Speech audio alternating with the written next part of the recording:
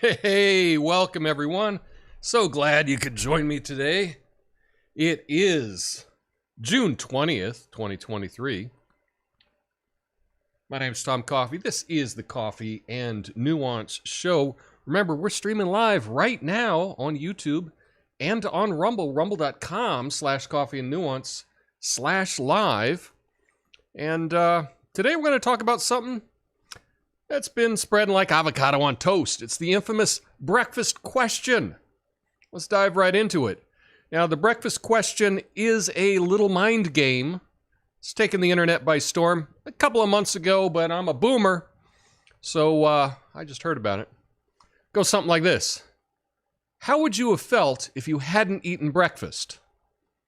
It's like waking up to find a bowl of existential cereal waiting for you. No. This question isn't your typical what's for breakfast kind of inquiry. No, it's a sneaky little conditional hypothetical.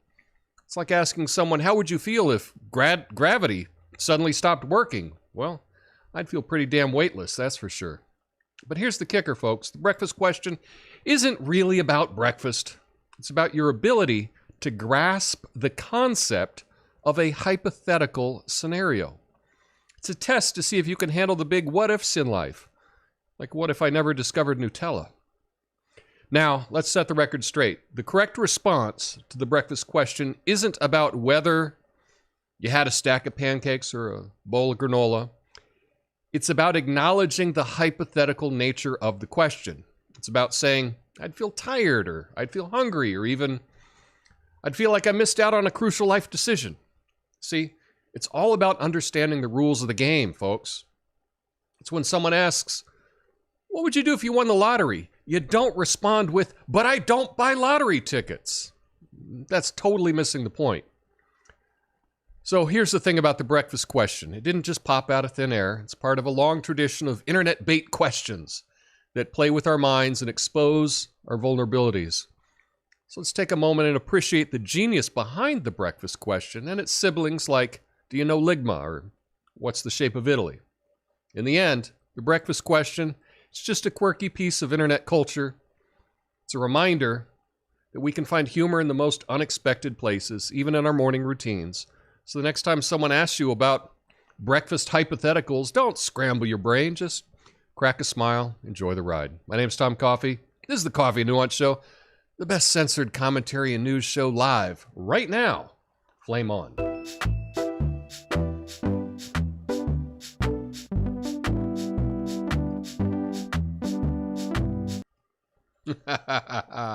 Hey, hey, all right. Let's see if I can fix this. Here we go.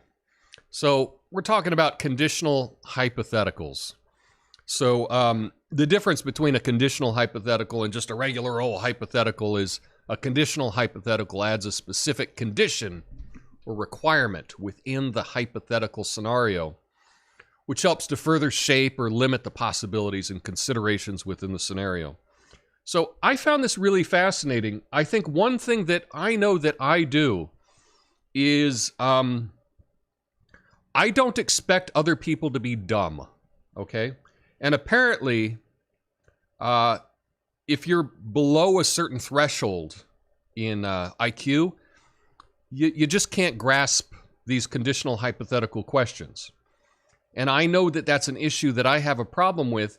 I always assume, I don't assume that the person's dumb. I always assume that I'm somehow not communicating effectively when I'm not understood. I always put the blame back on myself. When it turns out that there's a lot of people that just are not capable of this kind of imaginary, hypothetical situation. And I guess that's a good thing to know, because I kind of beat myself up a lot when people don't understand me.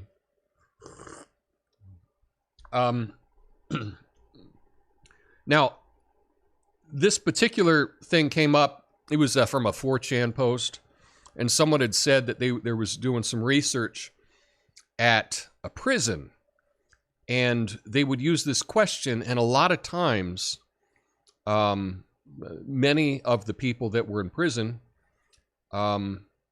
just couldn't grasp it, and they would ask the question, you know, how would you have felt if you didn't have breakfast? And they respond, but I did have breakfast. They're like, no, but what if you didn't? And then they'd just respond, no, but I did. And the whole idea of just having being able to look at certain situations and just play them out in your mind without actually having to go through with it. That's the point of this exercise. In many ways, it reminds me of these table topics. Have you ever done these table topics? I think these are great. I have a couple sets of these, and I just have them on my dining room table, my coffee table, and they're just random kind of hypothetical questions. This one, and this is just a hypothetical, not a conditional hypothetical, but just at random I picked this one. If you owned a boat, what name would you choose for it? So the idea of the table topics is just when have some people over or with your family or whatever, just a way to get some conversation going that may get them out of their current situation, you know, rather than asking them about, oh, what's going on with you?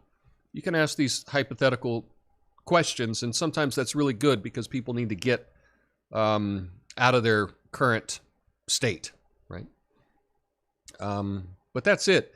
But I thought that this breakfast question is kind of funny, and but I do want to caution. I don't think that everyone that answers this incorrectly, that says, no, but I did have breakfast or something like that. If they do that, it doesn't necessarily mean that they can't understand a hypothetical situation. It can also just mean that they're not listening. And there's a lot of people that just don't listen as well. So it's not a blanket, you know, judgment that you can put on someone. It's something to look into further. But there's a chance that they just weren't really paying attention to you. So just keep that in mind as well. Got a good show for you today. Got a couple of stories to get to. And this first one is about a topic that we've talked about on this channel before. In fact, we had a guest video about this topic. We're talking about some digital currencies.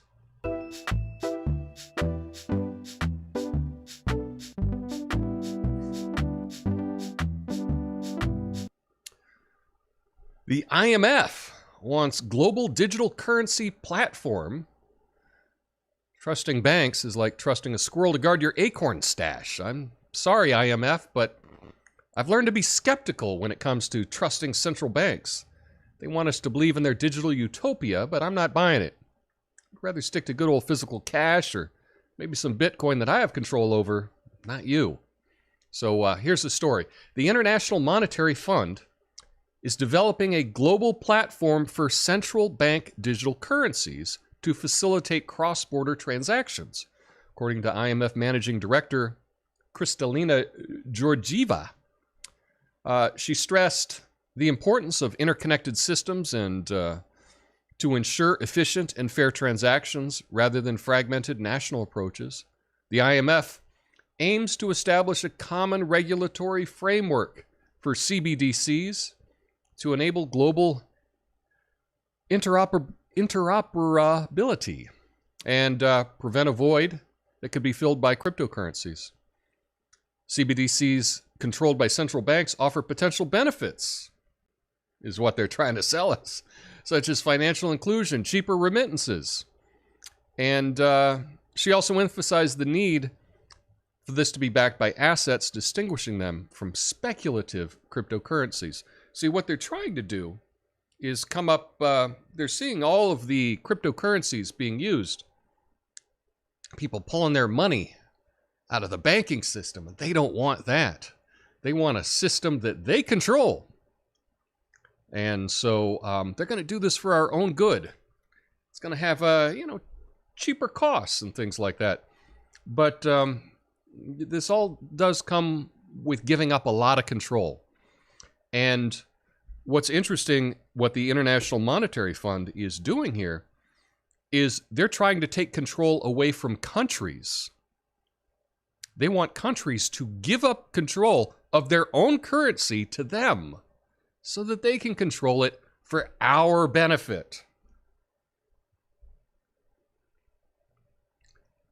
I don't think any rational person would buy into that, but we do know that world leaders can be bribed, right? They can be blackmailed, and I expect that probably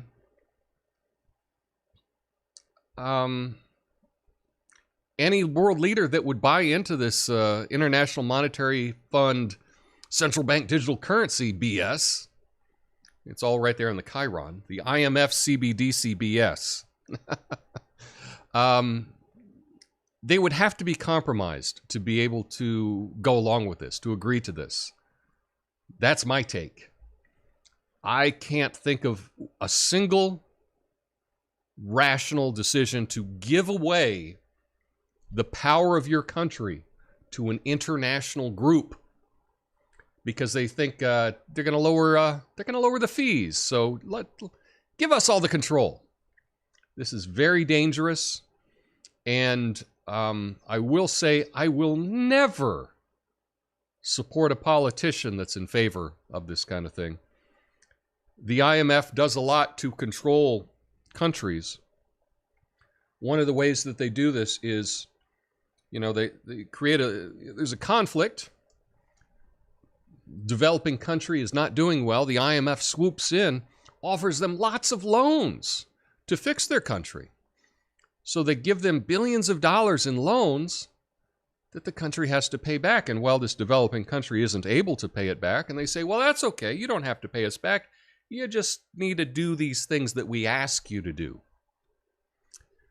We need you to change these policies. We need access to some of your natural resources, things like that. What they do is they get these countries over a barrel, and that way they're able to control them. And that's why it's very important for countries not to give away control of their currency.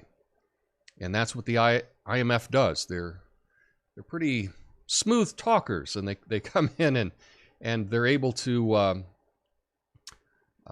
gain control over a lot of countries by giving them loans. And this works especially well if you got a corrupt country, right? If you got a corrupt developing country, they can come in, give billions of dollars, and the corrupt leader will be like, yeah, give me billions of dollars, and they'll siphon off a good chunk of it for themselves.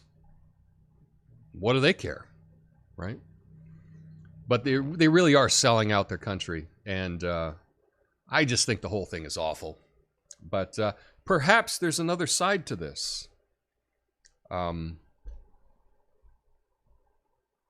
honestly can't think of one, but, I'm open to the possibility that there is another side to them just being evil and trying to control the entire universe.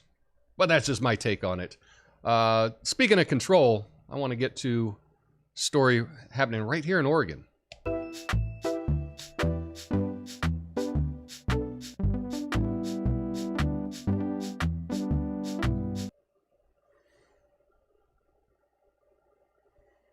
Oregon State Senate passed a bill banning 3D printed guns and ghost guns because, all criminals follow the law. Next thing you know, they're going to outlaw ski masks for bank robberies. Sorry, sir, no masks allowed during any illegal activities. Yeah. Here's the story. The Oregon Senate passed a bill that bans 3D printed guns and ghost guns, which are untraceable firearms without serial numbers. The bill was supported by Democrats and opposed by returning Republicans. It imposes penalties on manufacturing, selling, or possessing undetectable firearms or ghost guns. The bill now goes to the House for another vote before heading to the governor for approval. Well, we're here in Oregon, and yeah, this thing's gonna pass.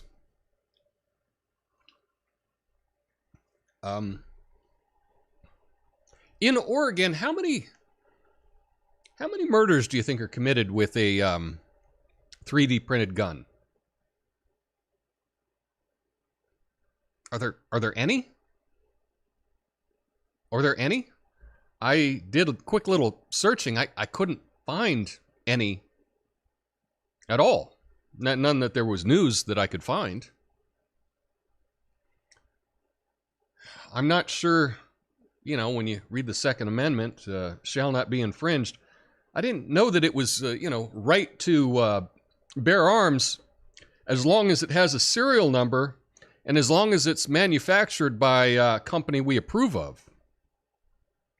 I missed that footnote, I guess, in the Bill of Rights. I missed that footnote.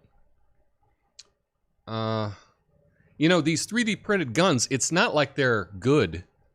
It's not like they're super accurate, right? This is not something that's going to be used a lot. Obviously, you know, if you can get your hands on a real gun, like a traditional gun, that's what people would most likely do. Even the bad guys, right? Even the bad guys would rather have, you know, a nice metal gun rather than a 3D printed gun. So to me, this is just the start of a slippery slope of more control. And I understand. I mean, if some people, they want less guns, I get it. And if you're a person that, you know, wants more gun control, good for you. But maybe we can start with illegal guns. Start with that first, right? Start saying we're going to have bigger penalties or something for people that, like, say, felons that are possessing guns, or, you know, if you commit a crime with a gun, well, then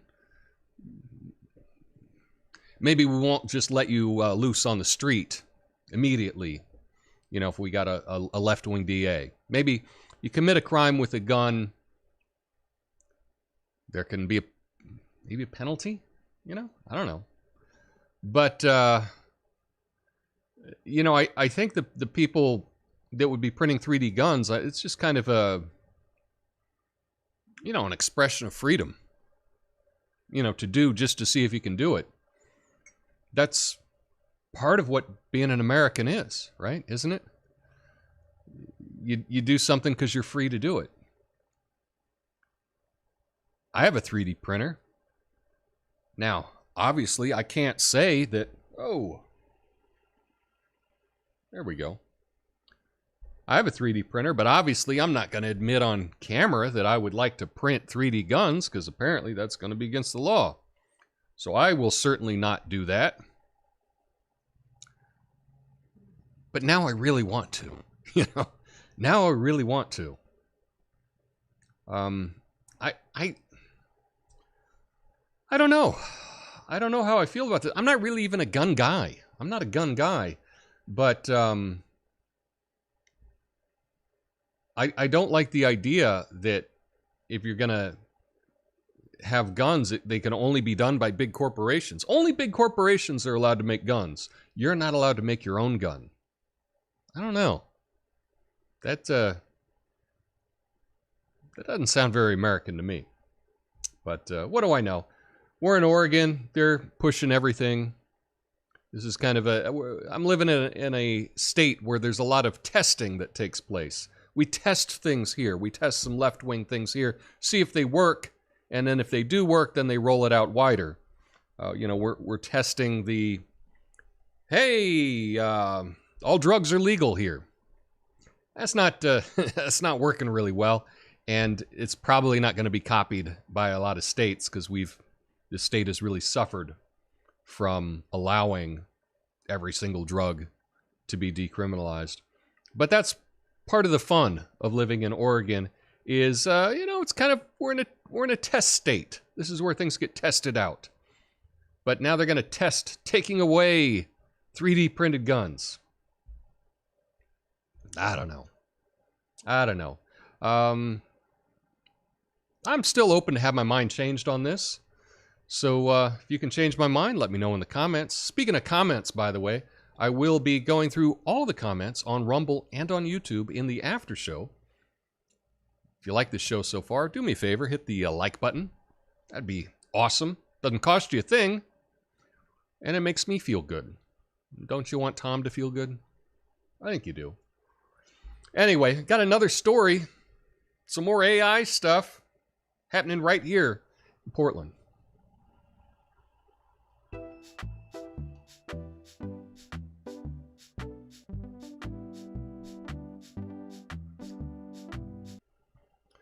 A Portland radio station replaces human DJ with an AI clone. So you can have a face for radio and still lose your job. I guess the robots really are taking over. So Live 95.5, a radio station here in Portland, is using a voice cloning software and artificial intelligence to create AI Ashley. That's her right here. This is AI Ashley. Let's see if I can. Right there. Who occasionally replaces human DJ Ashley Z. The station is currently controlling AI Ashley's actions, but they're considering implementing a feature where she can independently select content. The content director explains that eventually AI Ashley will be able to generate content on her own with minimal guidance. Ashley Z, the human DJ, expressed her support for the AI version, stating that it adds to the creative ways she entertains people on the radio. She sees the advancement as an opportunity to maximize talent and contribute to a thriving radio industry. And she feels that way until she's let go and has given up all rights to her voice of AI Ashley, right? It's like, we don't need the human anymore. We got this AI, and we'll do it for a lot less money. Anyway, now this could be a bit of a stunt, a radio stunt. This is the first one, according to the news that I could find, the first AI DJ in the country. And so that's a good way to drum up some free publicity. I looked up the ratings of this particular station, and not very good, right? I think they were 15th or something in the market. So not a real popular channel. So, you know, sometimes you got to do something to get some free buzz, get people talking about your product, and they found a way to do that with this AI DJ. Interesting move. But I do feel that in the near future, all these DJs could be replaced. They really can. You know, yesterday I was talking about the AI bot that they have here for the non-emergency number. Well, I imagine shortly you call into the radio station to make a request or whatever you do with AI or with radio stations. I don't know. It's probably going to be answered by AI. They're going to say, "Hey, thanks for calling 95.5. What can I do for you?" You're like, can you play the new Taylor Swift or whatever you do when you call a radio station? Sure, you got that, buddy. Come on right up. You know, I think that's going to happen, and we're putting people out of jobs. And I don't know what people are going to do. I mean, if you've gone your whole career just talking on the radio, I don't know where you go from there. If no one else is doing that anymore, if no one's hiring you to do that, what do I know? Yeah. Don't know. But anyway, let's get to some good news.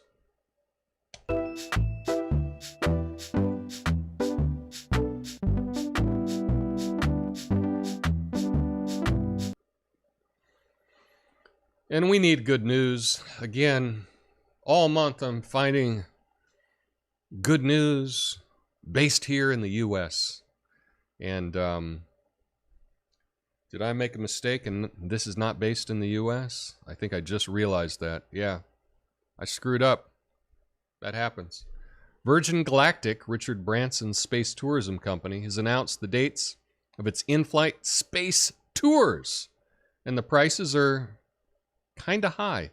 The first mission, called Galactic 1, will involve scientific research mission with 3 crew members from the Italian Air Force and 3 members from the National Research Council of Italy, conducting microgravity research. The tickets for the initial flight were priced at $200,000, but the current rate for a ticket is $450,000, more than double the original price.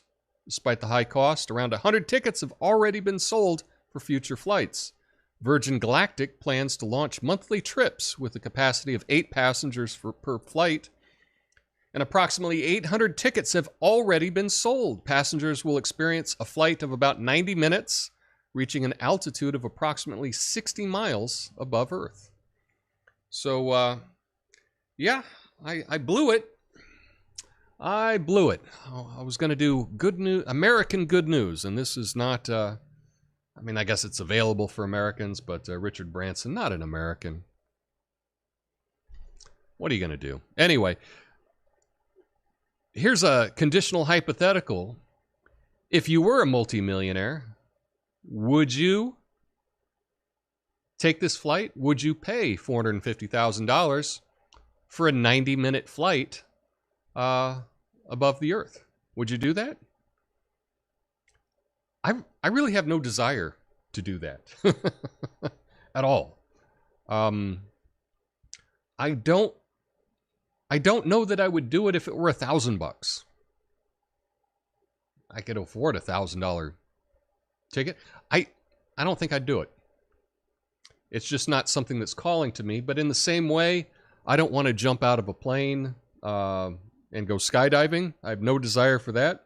If it were free, I wouldn't do it. I have no desire to bungee jump either. Just don't care. But I think a lot of people would really be interested in taking this flight. What do you think? Would you, if you could afford it, would you do this trip? Let me know in the comments, and I'll be reading those right next in the after show. That's all I have for you today. Tomorrow is a Wednesday, a Big Idea Wednesday. I want to talk about a psychological idea, something to think about. But until then, have a beautiful day. And I will see you mañana. Peace.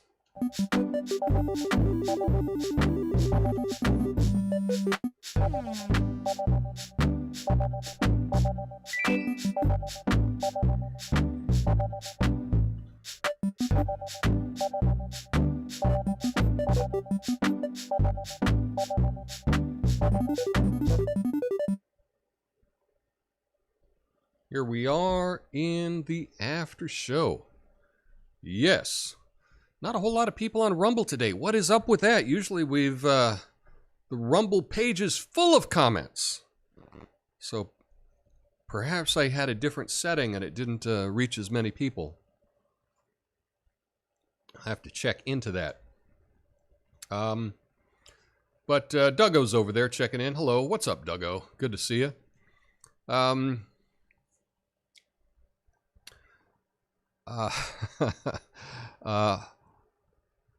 Arcanacide? Arcanacide? Gotta work on some of these names here. I gotta learn how to say them. I didn't eat breakfast and I'm fine. Eating breakfast now. If I would have had breakfast, I would have feel bloated and sleepy, and by this time of day, I would be starving. Okay. Lucid Moment says, I like breakfast for supper. Indeed. There was a cartoon. I don't know if it's still happening. Years ago. It's probably still going on. It was something like, it wasn't breakfast for supper. It was like toothpaste for dinner, I think. That was kind of funny. Many people, according to Natasha, says, many people don't carry on an internal dialogue. I figure they're also not that very intelligent folks too. It's interesting, the internal dialogue question. I think sometimes people just have a different understanding of what that means. And just to them, the internal dialogue thing, I don't know. I can't get inside anyone else's head. But I have talked to some really smart people that claim not to have internal dialogue. And these people are really smart. So I don't think internal dialogue is necessarily a smarts thing. But again, that's just my own experiences. I certainly have internal dialogue. In fact, I have a lot of dialogue going on in my head all the time. You know, you don't call them voices, though, because I guess we're conditioned to think that that's a kind of crazy if you have lots of voices in your head. So I have lots of dialogues in my head of lots of different voices all the time. What's the smoking in the left foreground? Oh, I did, for fun, this is just some incense that I lit. I didn't know what it would look like on stream. So I said, let me just light some incense. And I guess you can see it. I wasn't sure if you could see it or not, but turns out you can, or at least some of us can. Bitcoin, the hypothetical currency. I like Bitcoin. I like the idea of Bitcoin. I'm pretty sure if you put Bitcoin in any social media, you're on a list. But and I'm not 100% convinced that about the origin of Bitcoin. I mean, maybe it turns out that Bitcoin was created by the State Department. Now, I don't think that that is the case, because I don't think that they're that forward-thinking. But who knows?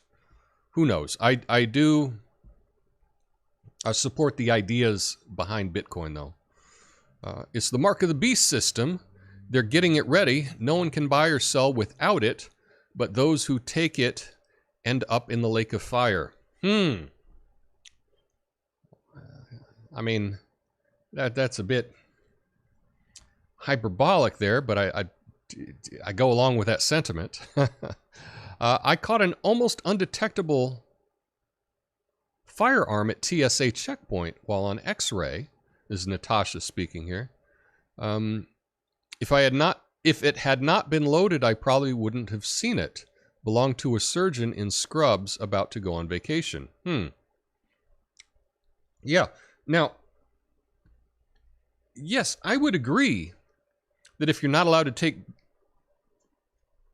guns on planes and you have a 3D printed gun or some kind of invisible gun that you try to get through security and you get caught, yes, there should be repercussions for that. But just having a 3D gun at your house, a 3D printed gun at your house, I don't see how that hurts anyone. Oregon, the guinea pig state. It does kind of feel like a guinea pig state. And that's what makes it exciting. That really kind of makes it exciting. What was the movie where everyone stayed home in their pods and sent their avatars out to go perform whatever job and social encounters were necessary? I do not remember that movie.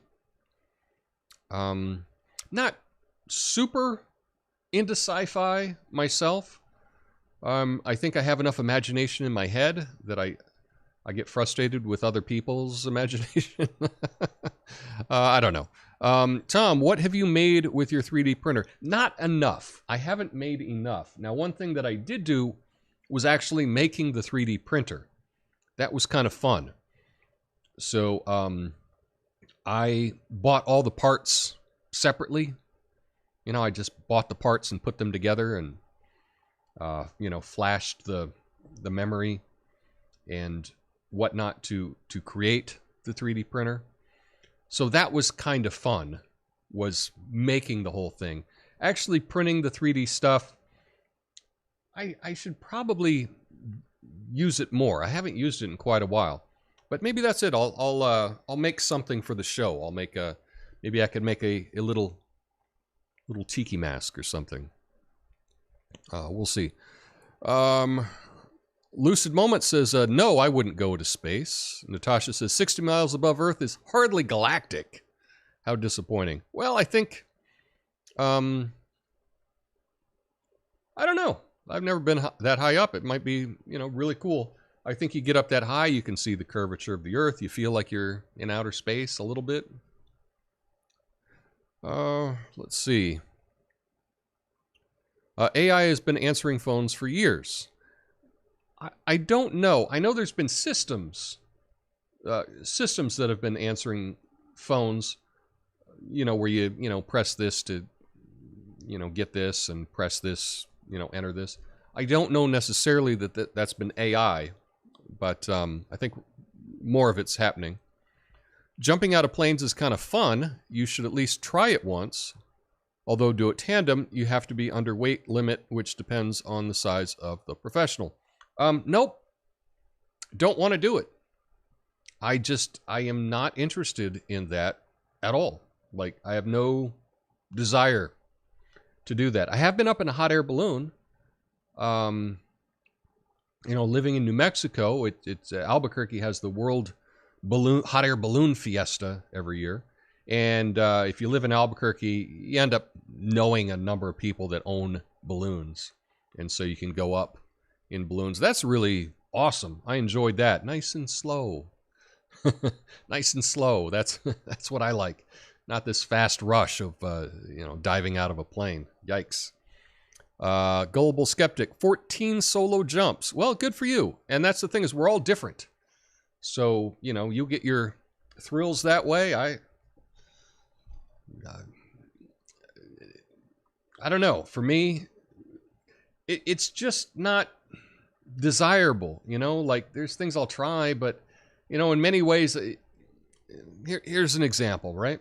I know a lot of people like these big superhero movies. I don't hate the superhero movies. I try watching them. It's just not really for me. Like, I don't get as excited about it as a lot of other people, and I wish I did, because there's always lots of big superhero movies, and to me, I don't know, doesn't do it for me.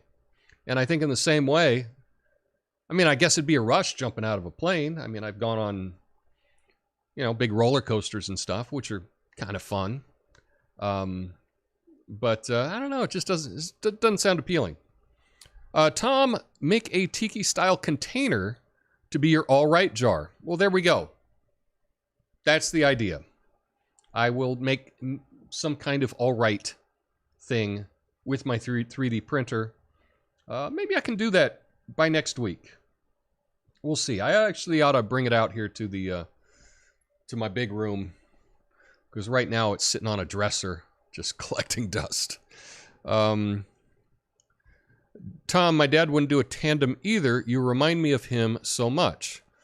Okay, well, I hope that means you're younger than me. I'd hate to... but thank you. He sounds like an awesome guy.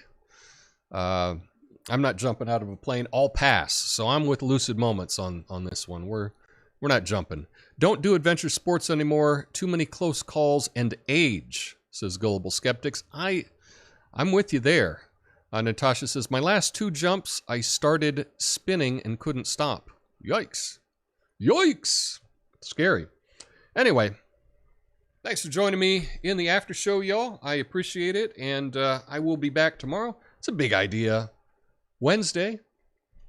I could have done the topic today on the conditional hypothetical as a big idea, but I don't know. I was reading about it last night, and it seemed interesting to me.